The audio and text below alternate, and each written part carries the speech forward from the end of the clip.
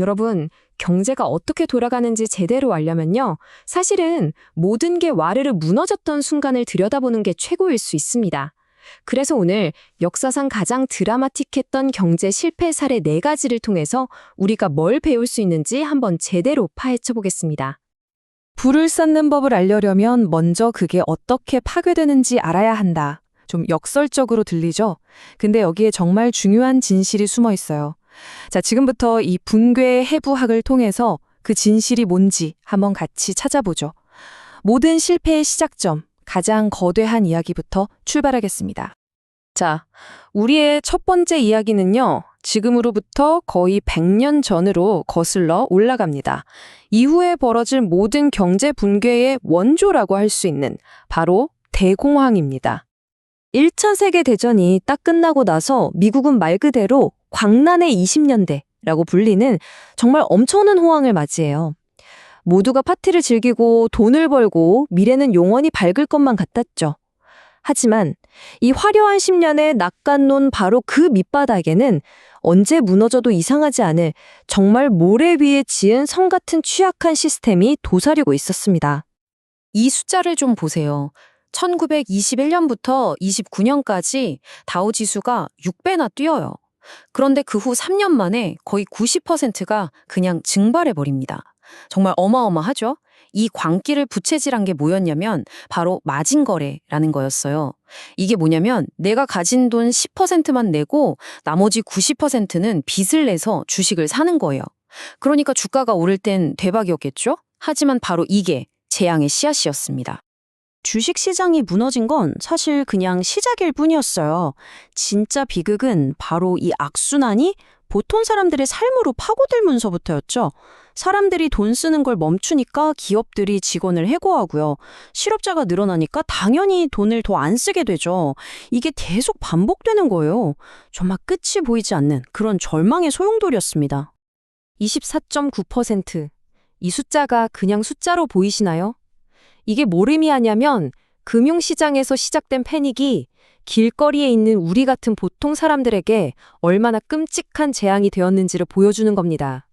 길을 걷는 4명 중 1명이 일자리가 없었다는 뜻이니까요. 상상이 가시나요?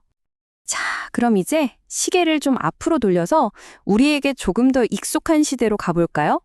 1990년대 후반. 인터넷이라는 혁신적인 기술이 등장하면서 벌어졌던 엄청난 골드러시, 바로 닷컴 버블 이야기입니다. 이익은 지루했고 성장이 전부였다. 와, 이 한 문장이 당시 닷컴 버블의 모든 걸 말해주는 것 같아요. 그러니까 회사가 실제로 돈을 버는 건 별로 중요하지 않았어요. 그냥 우리는 미래를 바꿀 겁니다 라는 그럴듯한 스토리만 있으면 됐던 거죠. 자, 그럼 뭐가 문제였을까요? 바로 이겁니다. 이 비즈니스 모델을 보세요. 아주 간단하게 말해서 당시 닷컴 기업들은 고객 한 명한테 1달러를 벌기 위해서 광고비 같은 걸로 2달러를 쓰고 있었던 거예요. 고객 한 명을 데려오는 데 드는 돈이 그 고객이 평생 우리 회사에 가져다 줄 돈보다 훨씬 더 많았던 거죠. 이런 사업이 계속될 수 있었을까요? 당연히 아니죠. 5조 달러. 우리 돈으로 하면 거의 6천조 원이 넘는 돈이죠. 이 어마어마한 돈이 닷컴 버블이 터지면서 그냥 허공으로 사라져버렸습니다. 수많은 회사들이 문을 닫고 투자자들은 모든 걸 잃었죠. 정말 빠르고 또 잔인한 조정이었습니다. 그런데요, 이 닷컴 버블은 다른 경제 붕괴랑 좀 다른 점이 있었어요. 바로 아주 중요한 유산을 남겼다는 겁니다. 버블이 한창일 때 투자금으로 전 세계에 엄청난 양의 광 케이블이나 서버 같은 인터넷 인프라가 깔렸거든요. 버블이 터지면서 회사들은 망했지만 그 비싼 인프라는 그대로 남았어요.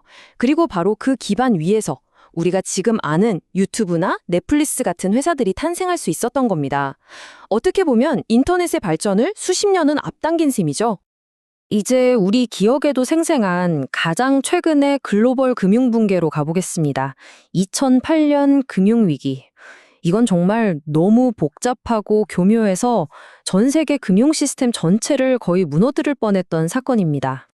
모든 건 겉보기엔 아주 똑똑해 보이는 아이디어에서 시작됐어요. 바로 이 주택 저당 증권, MBS라는 건데요. 뭐냐면 A, B, C 수천 명의 주택담보대출을 그냥 하나로 싹 묶어서 금융상품으로 파는 거예요. 아이디어는 이거죠. 수천 명 중에 한두 명이 돈을 못 갚아도 전체로 보면 티도 안 나잖아? 그러니까 이건 엄청 안전해. 위험을 잘게 쪼개서 분산시킨다는 아주 그럴듯한 논리였습니다. 근데 여기서부터 문제가 걷잡을 수 없이 복잡해져요. 이번엔 주택대출뿐만 아니라 자동차 대출, 학자금 대출, 신용카드 빚, 온갖 빚이란 빚은 다 섞어서 또 다른 상품을 만듭니다. 그게 바로 CDO, 부채담보부 증권이에요. 심지어 더 무서운 건 이 CDO 안에 아까 말했던 MBS를 또 집어넣는 거예요.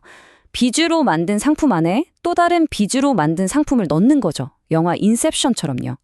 이러니까 이제 그 누구도 이 상품 안에 진짜 뭐가 들어있는지, 얼마나 위험한지 알 수 없게 돼버린 겁니다. 자, 그럼 이 폭탄 같은 상품들을 투자은행들은 계속 팔아치웠는데 도대체 누가 이걸 다 사고 있었을까요? 이 숨겨진 위험은 다 어디로 간 걸까요? 그에 대한 대답이 정말 소름 끼칩니다. 바로 모두였습니다. 대형은행, 보험사, 심지어 우리 국민들의 노후 자금을 관리하는 연기금까지. 이 위험이라는 바이러스가 전 세계 금융 시스템 구석구석에 퍼져 있었던 거죠. 결국 주택시장 거품이 터지면서 이 모든 게 무너져 내렸습니다. 그 파급 효과는 정말 끔찍했죠. 미국에서만 870만 명이 일자리를 잃었습니다. 대공황 이후 최악의 경기 침체가 찾아온 겁니다. 자, 그리고 이 모든 과거의 이야기는 바로 지금, 오늘 우리 눈앞에 펼쳐지고 있는 상황으로 이어집니다. 지금 전 세계의 돈이 인공지능 AI로 몰려들고 있잖아요. 이걸 보면서 우리는 당연히 이런 질문을 던지게 됩니다. 이거 혹시 역사가 또 반복되는 거 아니야? 지금 AI를 둘러싼 논쟁은 딱 두 갈래로 나뉩니다. 한쪽에서는 이건 진짜 혁명이다. 세계에서 제일 돈 많은 회사들이 투자하는 거라 기반이 튼튼하다고 말하고요.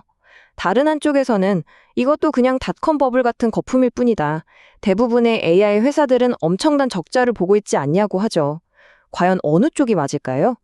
특히 우려되는 것 중 하나가 바로 이 자금 순환이라는 현상이에요. 이게 뭐냐면요. 잘 들어보세요. 거대한 빅테크 기업이 작은 AI 스타트업에 투자를 합니다. 그럼 그 스타트업은 투자받은 돈으로 뭘 할까요? 다시 그 빅테크 기업이 만드는 비싼 AI 칩을 사요. 그럼 빅테크 기업은 이 돈을 매출로 잡습니다. 어때요? 사실상 자기 주머니에서 나온 돈이 한 바퀴 돌아서 매출로 둔갑하는 거죠. 이러면 AI 생태계 정체가 실제보다 훨씬 더 건강하고 돈을 잘 버는 것처럼 보일 수 있다는 겁니다. 좀 이상하죠? 이런 긍정론과 비관론을 다 듣고 나니까 저희는 정말 딱 한 가지 아주 간단하고 직접적인 답이 궁금해졌습니다. 그래서 전문가에게 물어보기로 했죠. 그래서 결론이 뭡니까? 우리 지금 AI 버블 속에 살고 있는 건가요? 저희가 질문을 던진 전문가는 다름 아닌 챗GPT였습니다.